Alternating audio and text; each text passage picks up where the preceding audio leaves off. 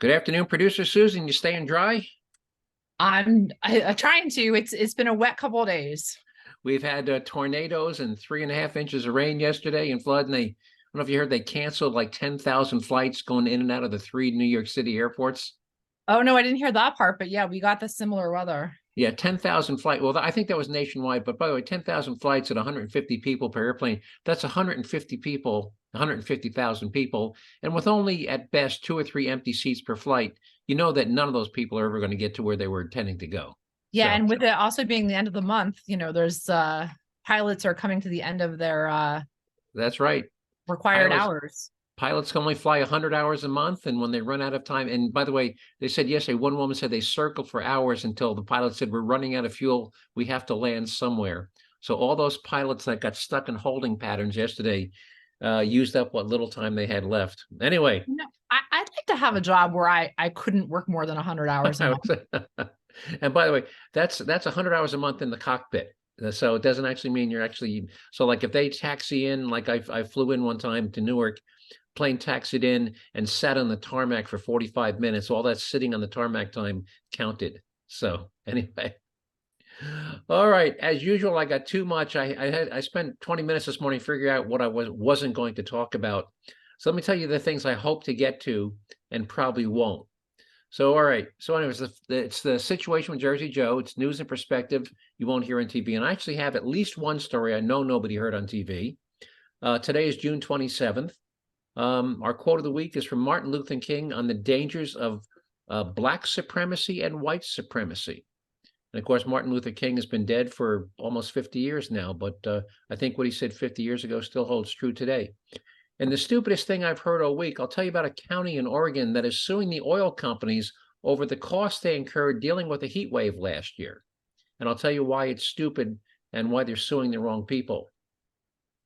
We'll tell you about a mother who ordered her 14-year-old son to shoot and kill a man in both a man and his girlfriend in a restaurant, and what happened after the 14-year-old succeeded in killing the man. We'll tell you about you probably didn't hear about that one on the news, did you? I did not hear about that one on the news. Here's another story you didn't hear about in the news. We'll tell you about a news story in Boston. 4 kids aged 5 through 10 were rescued from a home where there was a dead body and a drag party taking place. You didn't see that in the network news, did you? I heard a cleaned version of that. Okay. We'll play a 4-minute clip. You know who Riley Gaines is, right? Name's familiar, but can't say I can place them. NCAA championship swimmer, a women's swimmer. Oh, yes. Was that the one from Harvard or Yale? No, I think Southern University. Anyway, we'll play a clip of Senator Ted Cruz holding a congressional hearing on transgender women competing in women's sports. We'll tell you why in a year or two the chicken in your next chicken sandwich actually may not come from an actual chicken. We'll tell you about how shoplifters in New York City are using blowtorches to defeat anti-shoplifting display cases. We'll tell you about a text from Hunter Biden implicating his father in a bribery scheme and the efforts by the White House to block the evidence that can prove the president wasn't involved, and ask the question, why would you block access to evidence that proved you weren't involved in a crime? Our taxpayer relief shot is from Centerville, Ohio, where a woman shoots and kills a man who broke down their front door. And the husband shoots and kills the man while the wife is on the phone talking to the 911 dispatcher, proving once again, when seconds count, police are only a minute away.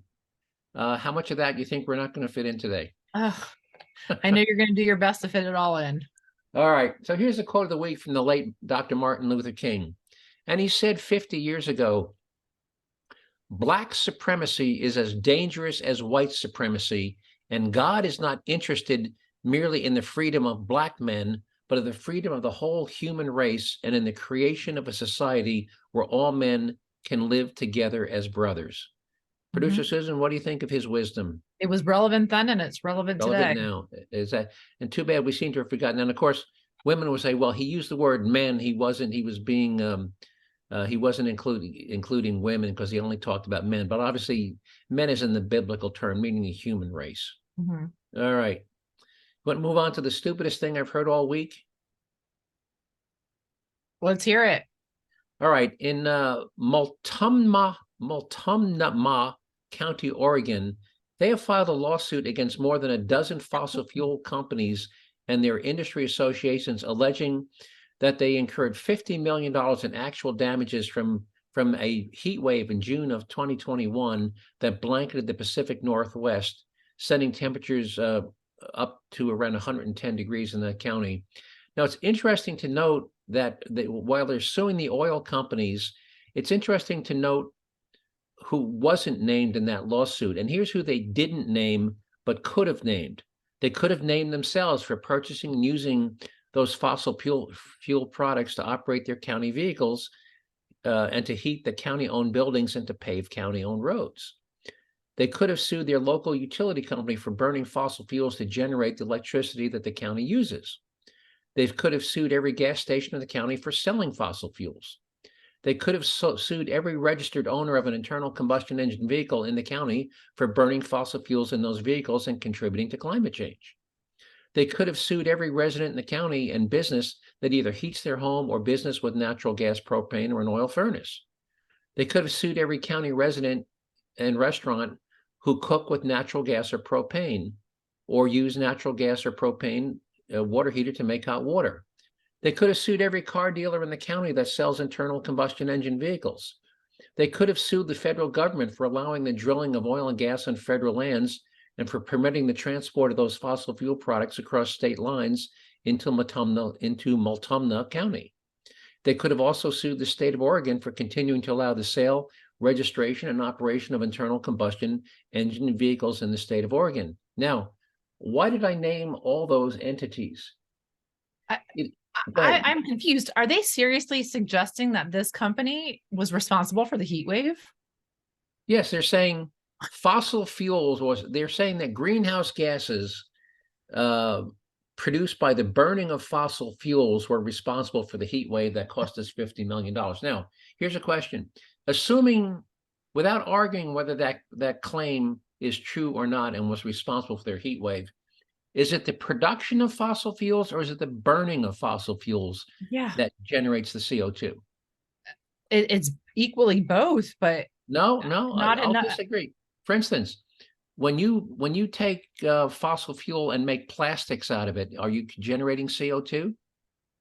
I think that you probably are. A little bit, but not the equivalent. When you use fossil fuels, the heavy tar to make blacktop pavement, you might generate some CO2. Yeah. Okay, so you can do things with fossil fuels. You can make fertilizer out of fossil fuels that doesn't generate CO2. And certainly when you make gas, diesel fuel, and jet fuel, it is not the production of those fuels that generates the bulk of the CO2 emissions. It's the burning of the fuels. So why are they not? So it's like saying, okay, we're going to sue the gun manufacturers because somebody used the gun to shoot and kill somebody else. So if anybody is so assuming, let's give them the benefit of the doubt and say, yes, CO2 was responsible for your heat wave. Why aren't you suing the people that purchased and burned those fossil fuels? Any thoughts? You can't hold any one entity responsible for the heat wave. Are we all contributing to global warming? Yes. But is any one person more responsible than another? No. And if anybody was responsible, it would be all these people that are consuming and burning those fossil fuels and converting them into CO2. Anyway, so I think it's a waste of taxpayer money. I'm sure the suit's going to get thrown out. I think it's virtue signaling. If you have time, producer Susan, I'll give you the link to the story. But yeah, the county in Oregon is suing the fossil fuel companies for $50 million. And I think it's a colossal waste of taxpayer money and the stupidest thing I've heard all week. So, ready to move on to mothers telling their 14-year-old sons to kill people? Yeah, that's bad parenting right there. All right.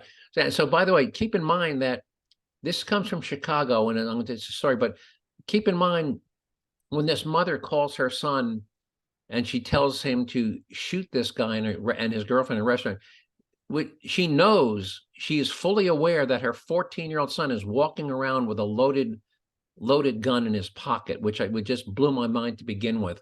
that not only is she telling that she knows she's driving around town and her 14-year-old son has a gun in his pocket. And you wonder why so many people get killed. Anyway, so here's the story. So this woman's in a restaurant. She gets in this argument with a guy, and the guy's there was his girlfriend. And I'll read you the news story. Video shows the moments that preceded a fatal shooting at a Chicago restaurant in which a mother was accused of encouraging her teen son to kill a man. In the new footage, which was posted to social media, the man who was fatally shot was a 32-year-old guy named Jeremy Brown. He's captured having an argument with a 35-year-old Carlicia Hood at Maxwell Street Express on the city's southwest side earlier this month. And he says to her, "If you say one more thing, I'm going to knock you out," Brown says in the video. Moments later, he punches the woman repeatedly. The footage then shows Hood ordering food. So the punching is stopped. The footage then shows the woman named Hood ordering food and then cuts to her 14-year-old son entering the restaurant and opening fire both inside and in the parking lot before the pair leave the scene. Police said Hood was in an argument with Brown while waiting in line for food at the restaurant. Hood then reportedly texted her son and had him come to the restaurant as the argument turned physical. Officials alleged Brown punched Hood in the head, and Hood's son took out a gun, shooting Brown in the back. The teen continued shooting as Brown attempted to run from the store, with both the teen and his mother following Brown into the parking lot. Now, again, we know from self-defense, once the guy is running away, you no longer have any fear of your life or serious bodily injury, right? Yes. Can't shoot somebody in the back. Mm-hmm. At that point, he's no longer a threat to you. He's running away. Anyway, so the teen follows the guy out the store, and as he's running away, he continues shooting, killing him. Prosecutors reportedly said Hood then told her son to keep shooting Brown and to kill him. After the teen stopped shooting at Brown, his mother allegedly told him to shoot Brown's girlfriend, who authorities said encouraged Brown during the earlier altercation. Prosecutors also reportedly said that Hood tried to grab the gun from her son herself before her son shoved her off and two fled the scene. In other words, she wasn't satisfied with how badly her son had shot the guy and her son was refusing to shoot the girlfriend. So she tried to take the gun from herself so she could shoot the girlfriend. That was the scene in Chicago this week. Now, what do you think happened to the mother and the son? I hope that they both got arrested. They got arrested and the police charged them, but the Chicago prosecutor decided to drop the charges. Oh, why? Well, he said it would be hard to prove a homicide case. Are you kidding? The son shot the guy in the back as he was trying to run away.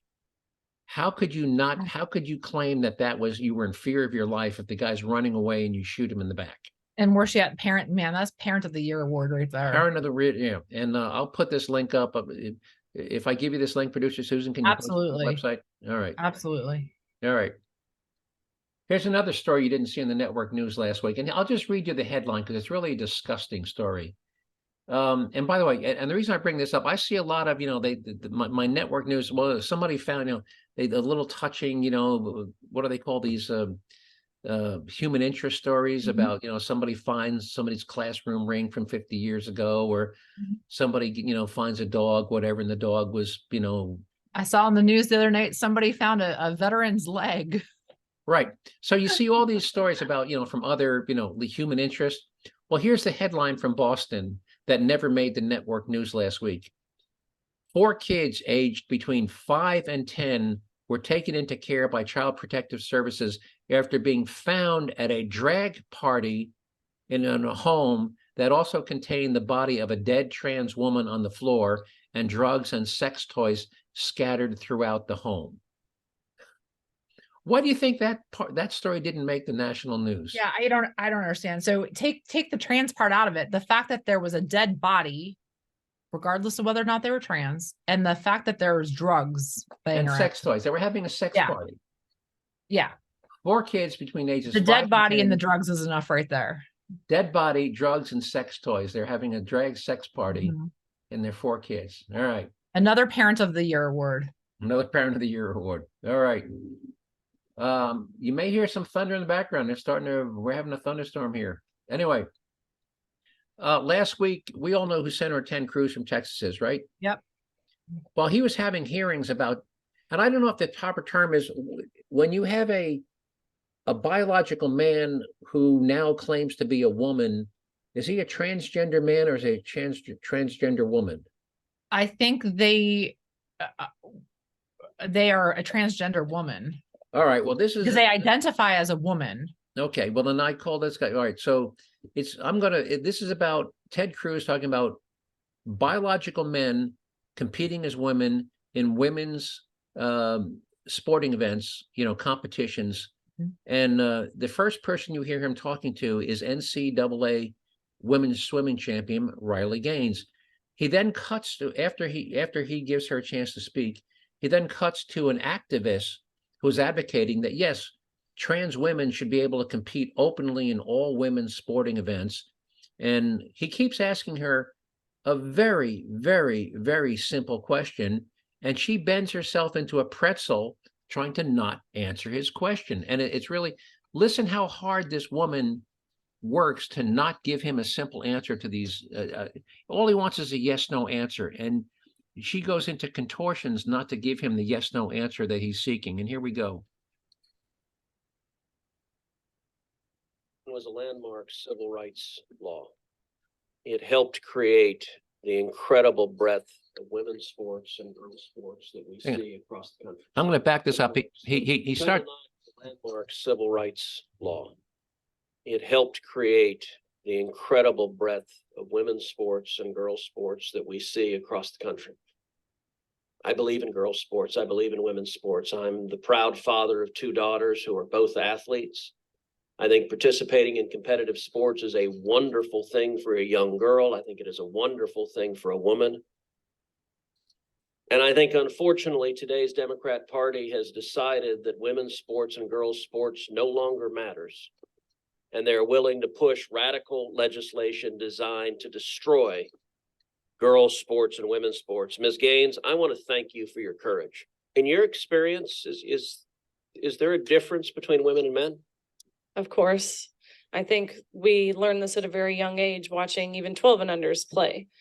Going through puberty causes irreversible advantage that no matter the training, no matter the diet, no matter any alterable change you can make will overcome that male advantage, especially in sports like swimming where lung capacity matters so much.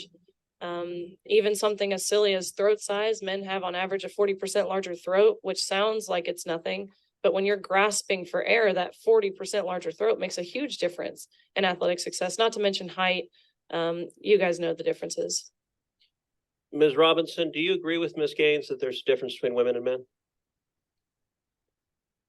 If the question is about trans women, I'm just now, by the way, this is where he starts asking this activist, and he starts with a simple question. Do you believe there is a difference between men and women? And the very first thing she tries to do is restate his question. She's going to try to answer a question he didn't ask. So listen very carefully to what she tries to do. Here we go. if the question is about trans women, I'm just asking, is there a difference between women and men? I mean, what I can say is that the NCAA has rules in place. They've had rules in place for the last decade. And when this competition Okay, I'm happened, going to try the again. rules were clear. Do you believe there's a difference between women and men? It's a yes, no question. Do you believe there's a difference? Oh, I think that we're talking about this case with the NCAA. No, I'm asking a question. Do you believe there's a difference between women and men? Most people could answer this very simply. I'm curious if you're willing to do so. Oh, absolutely. I'm just putting it into the context of Is the that a yes? conversation that we're having. I think that there are definitions related to sex. Is but that I a also yes? think So I'm that trying to we're- get a yes or no. I'm not trying to get a speech. Oh, Is there a difference between women and men? I think that there are definitions for biological sex. Okay, so you're which not is answering different that. than Let me gender. ask you this question then. Why do women's sports exist? If you can't define a difference between women and men, why not abolish women's sports and just tell little girls to swim with little boys and see who wins? Oh, I'm simply saying that that sex My is different question, than gender. why and I do do- believe why that do women's women's sports sports have a great exist? value. I mean, Senator, I'll tell you right Ms. now. Robinson, please answer the question I'm asking you. Absolutely. Why do women's sports exist? I think that there's so many positive benefits to sports. But I mean, why have a we've talked separate about it here category for today. women? If there's no difference between women and men, why to have women's sports? I'm saying that there's a difference between sex and gender, and that the NCAA has rules in place, which they have for the So, last decade. Mr. Chairman, I determine would that like to enter into related the to record an participation. article from Duke Law called Comparing Athletic Performances for the Best Elite Women to Boys and Men. And it goes through examining in 2017 the top records for women in the world in various track and field events. So, for example, in the 100 meter, the top record for women in the world was 10.71 seconds. Now, that record for the number one woman in the world in 2017 was in the year 2017 broken by 124 boys under 18. In that same year, the record for the number one competing woman in the 100 meter dash in the world was broken by a total of 2,474 men. If the radical Democrat agenda to destroy girls' sports and women's sports succeeds, little girls will not have a chance to compete. So I ask unanimous consent that this article be entered into the record. So what's your takeaway from that exchange? The girl who spoke first, the woman who spoke first, she's absolutely right. Riley Gaines, yes. Riley Gaines. There is a fit, no matter hormone replacement therapies, surgeries, whatever you want to do to identify with whatever you want to identify as, there is a physical difference that can never be changed between men and women. There was, and the first that I heard of this was, I believe it's Skylar Baylor, and I might be pronouncing that wrong, was a Harvard athlete, a biological woman, broke world records left and right, but wanted to be a man, went through hormone replacement, went through surgery, went through the whole 9 yards, wanted to compete on the men's team. And the NCAA allowed him to compete on the men's team as long as he didn't take any steroids. He agreed. He will never break those records competing as a man, even though he identifies as a man, and he accepted that. Right. And I guess it's, you can't have it both ways. He was okay with that, but you can't go yeah. Once you start going through puberty, the male hormone testosterone, you wind up with larger bones, larger muscles, and once you enter puberty over the next 10 years, you can't undo. I mean, the typical male is going to grow more muscle mass, grow longer, stronger bones than the typical female. And once you reach 18, I don't care what you do, you can't undo the past 10 or 12 years of hormone-induced male growth. And as Riley Gaines said, throat size, lung capacity, height, arms, once you get long arms, long legs, stronger bones, bigger lungs, doesn't matter if you undergo surgical alteration or take hormones, you're going to have that physical advantage. And you heard him point out that more than 2,000 men had easily broken the female record for the 100-yard dash, right? Which means that woman with her record-setting time would have had to beat 2,000 males. In other words, she would never again be a world record holder if she had to compete it, because it wasn't like one or two guys beat it. 2,000 men easily beat her world record because they were bigger, taller, stronger. So I think that's just a great 3-minute clip. And what did you think of how the gyration she went to? I mean, he asked her several very simple yes/no questions. And what do you think of the gyration she went through to avoid? Not answering the question. I think that was embarrassing personally. I mean, I'd be embarrassed if I were her. You see that in Congress a lot, don't we? Yes, we do. I think we heard it a couple of months ago about how much CO2 is in the atmosphere. Yeah. And nobody knew. Everybody there was talking about the dangers of CO2. And the gentleman about the Twitter accounts. Yeah. Yeah, and the Twitter account. Yep. Anyway. So, producer Susan, you like chicken sandwich? I do like chicken sandwiches. Well, do you know in a year or two, your next chicken sandwich may not have the chicken in your next chicken sandwich may not have come from an actual chicken? Not mine. Not my chicken. Have you ever heard of cell-cultivated meat? I have, and I am opposed to it. For those who don't know what it is, they can now basically clone meat. You take some cells of white meat, of white meat chicken, and you grow them in a petri dish. You grow them in a lab dish, and you can literally grow chicken. And they could be inching closer to restaurants. I'll just read from the story. The USDA has granted 2 California companies called Upside Foods and another one called Good Meat, have given them approval to receive federal inspection required for selling meat and poultry. The company's been working to get cultivated meat onto the U.S. market for years. The Food and Drug Administration has already deemed food from both companies safe for human consumption. This type of production allows for food that tastes like meat without most of the environmental or animal welfare drawbacks of conventional production. Both companies will launch their cultivated chicken in limited quantities through select restaurant partners.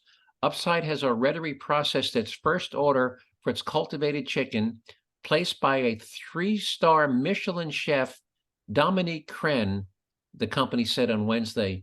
Good Meat also said it started production immediately for the first batch of its cultivated chicken for the restaurateur by the name of Jose Andres, whose company operates more than 24 restaurants across the country. So starting next month, people who dine in those restaurants could be eating cultivated chicken. Looking forward to that. No, and I hope that restaurants or grocery stores who sell this, I hope that they're required to actually label it, so that those who want to, if you're for this, good for you, have at it. Right. But for those of us who choose not to do this, I want to know what I'm eating. That's right. And by the way, even if you say, okay, there's nothing wrong, I don't mind.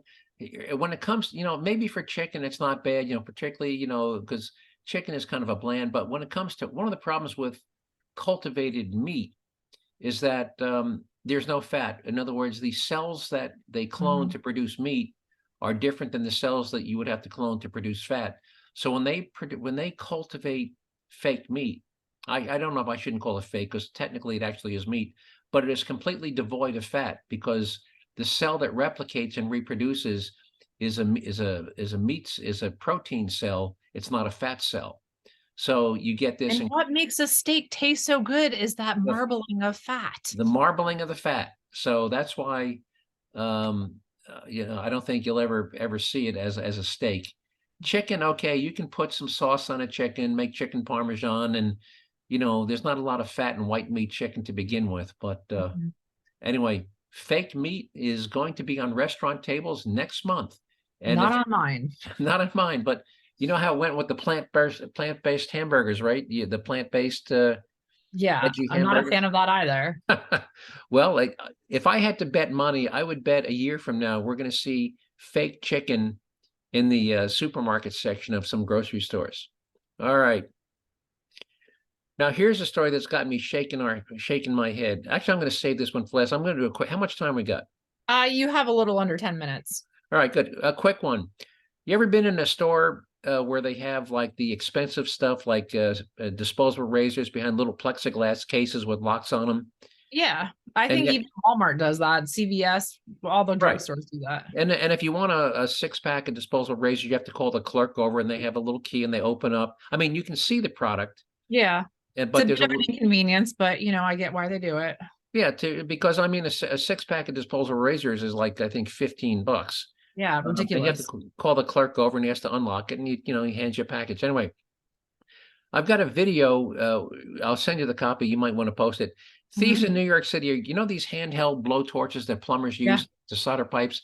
Yeah. Thieves in New York City are now walking into Walgreens, lighting the torches, using the torch to burn out the little silver lock, and then stuffing a bag, like a gym bag with everything. And they don't do one. I'm watching this video. The guy's going down. He burns out 1, 2, 3, 4 locks, flips open 4 of these little plexiglass doors, and then just scoops everything in these plexiglass display cases into this big gym bag and walks out the store with the bag in one hand and the blowtorch in the other hand. Have you ever seen anything so brazen in your entire life? No, it's unbelievable what people are doing in recent months, years. Right. And then people wonder why. We've already talked about all the places that in San Francisco they're giving up. Is it any wonder that stores are closing? I mean, I give them credit for trying to prevent shoplifting, but when people are coming in with blowtorches and and this guy knows he's on camera. He knows the store clerks are watching him. He doesn't care because he knows they are powerless to attempt to stop him. So if this gains traction, I think you're going to see more Walgreens in New York City. Did you actually see the video? I did watch the video, yeah, and and the employees, rightfully so, they're standing there watching. They don't want to get involved because they potentially are going to get hurt. The best they can do is call the cops, but again, when seconds count, the cops are minutes away. Yep. And this So guy, by the time the cops come, the guy's gone with his backpack full of hundreds of dollars worth of merchandise that he's going to go sell and get his money to do God knows what with. this guy was in and out in 60 seconds. He lit the blowtorch. I think it only took him like 5 seconds per display case to burn the little silver lockout. Yeah. I shouldn't say burn. He melted the lockout, and he went right down the road, boom, boom, boom, boom, and then scooped them all and then walked out the front door. All right. So let's talk about this interesting thing. So the House Ways and Means Committee has been investigating Hunter Biden. Well, it revealed Thursday in an interview with an IRS whistleblower last month that he had found a WhatsApp. I'm not familiar with WhatsApp. I know it's a text messaging service. It's a text messaging thing. Right. I think it's owned by Meta, which is the people that own Facebook. Right. Well, I could be wrong, by the way. Right. In their IRS investigation into Hunter Biden's unpaid taxes, they came across a WhatsApp text message in which Hunter Biden texted a Chinese business association that he and his father would, quote, ensure you will regret not following my direction. And here's a quote from the message. I am sitting here with my father, his father being Vice President Biden, and we would like to understand why the commitment made has not been fulfilled. Hunter Biden told Henry Zhao, the director of the Chinese asset management firm Harvest Management Company, in the message provided by IRS whistleblower Gary Shapley. And Z, which is his nickname for Henry Zhao, and Z, if I get a call or text from anyone involved in this other than you, Zhang, or the chairman, I will make certain that between the man sitting next to me, again, his father, and every person he knows and my ability to forever hold a grudge, you will regret not following my direction. So he's extorting a bribe. Clearly, he's extorting a bribe using the power of his father as vice president as the club. Now, the White House denied that despite the message that Vice President Biden was present when Hunter Biden sent that text. Republican-led House committee investigating that alleged bribery scheme then simply asked for Biden's cell phone location records to document the claim that the vice president wasn't there. And clearly, if he wasn't there, you would say, "Yep, here's the records." He was somewhere else. He was at the beach. He was in Delaware. He was in Washington. Yet the president's lawyers are fighting to keep that location information being released. Can you come up with a reason why, if he wasn't there, why he wouldn't volunteer that information? Yeah, you would think you'd want that information out there so you could clear yourself. Yeah, I mean, if you said, "Hey, I wasn't there, and I've got cell phone location records to prove it," I'd be racing to get you that information. Yet on one hand, he says he wasn't there when that text was sent, and yet his lawyers are fighting to keep that cell phone location data from the House committee. Draw your own conclusions. All right. How much time we got for our taxpayer relief shot? You have less than 5 minutes. All right. Well, we'll jump right into it. I'll just play the intro from the sheriff of Santa Rosa County, Florida, and here we go. Where are we? Here we go. If somebody's breaking in your house, you're more than welcome to shoot them in Santa Rosa County. We prefer that you do, actually. Hopefully, you'll save the taxpayers money. All right. This one comes from Centerville, Ohio, where it's the middle of the night and the couple who's in bed hears somebody trying to break into their home. So the husband tells his wife, call 911. He grabs his gun and goes downstairs. And here's what happens next.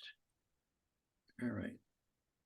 Bill shot and killed a man who allegedly broke into their home early this morning. That alleged intruder has been identified as 36-year-old Joseph Gibson of Dayton. A woman called police saying she and her husband were in bed when the Ring doorbell camera went off and they saw someone trying to break in, pounding on their front door. Good News reporter Seth Bird breaks down what happened and now what neighbors are saying. Until today's shooting, Centerville had not seen a shooting in their community since 2017. Prior to that, the last homicide was in 1999. Early this morning, a woman called 911 to report a break-in, and we want to warn you the call might be difficult for some people to hear.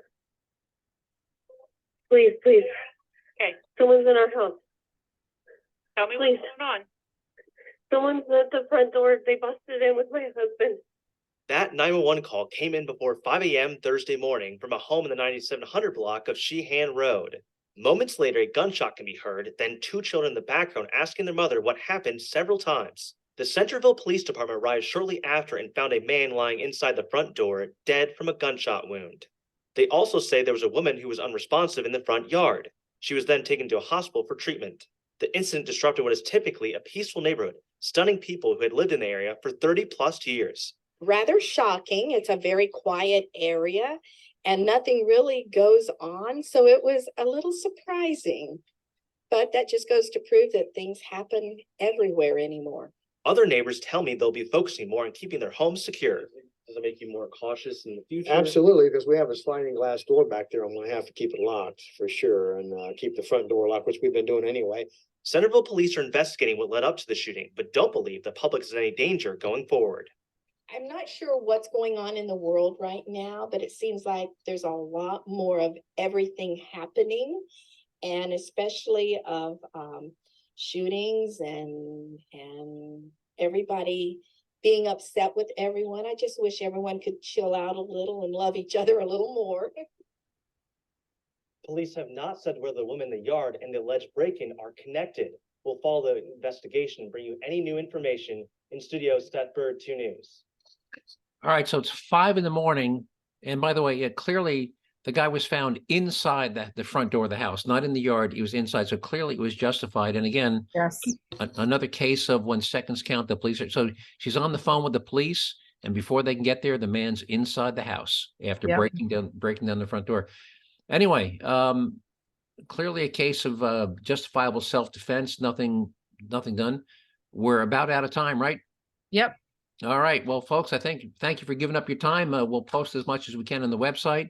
If you have a comment or question, JerzeeJoe.com, Joe at JerzeeJoe.com, JER as in Roger, ZEE, Jerzee Joe, or emails to Joe at JerzeeJoe.com. With that, Producer Sue, will talk to you next week, unless you have any parting words. Nope. Be safe with all these storms running around. You too. I can hear the thunder outside. Take care. Yeah.